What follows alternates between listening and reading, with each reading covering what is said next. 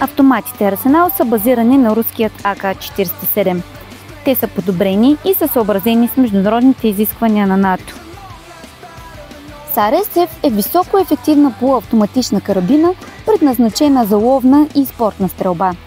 Принадлежи към оръжията, чието действие се базира на принципа на отвеждане на част от барутните газове, получени при изгарянето, през специален отвор в стената на неподвижната цев и въздействието им върху носача на затвора.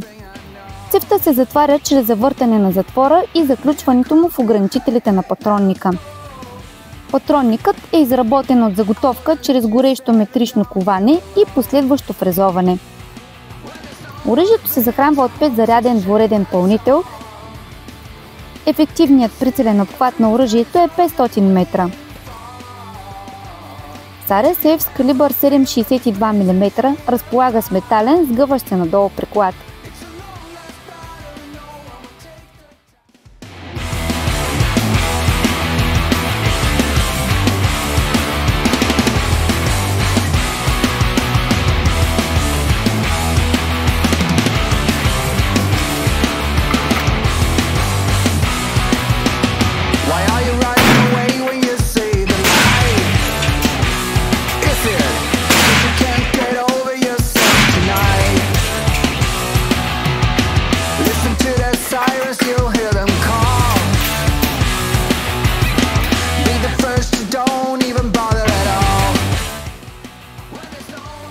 По техническа спецификация двата автомата са сходни.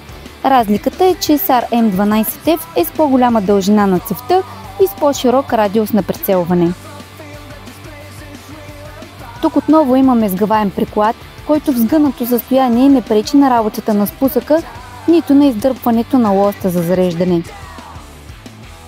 Интересното при модификацията тук е адаптивният приклад CRC 5002 Круг.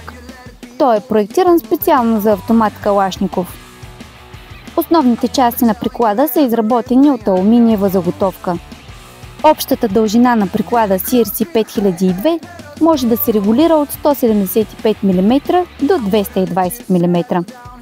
Височината на приклада също може да се регулира с 30 мм нагоре или надолу от централното му положение. Оръжието е оборудвано с компенсатор за подобряване на точността. На тази модификация имаме и отделна шина за монтаж на прицелните устройства. Идеята е да се предотврати вибрацията им по време на стрелба.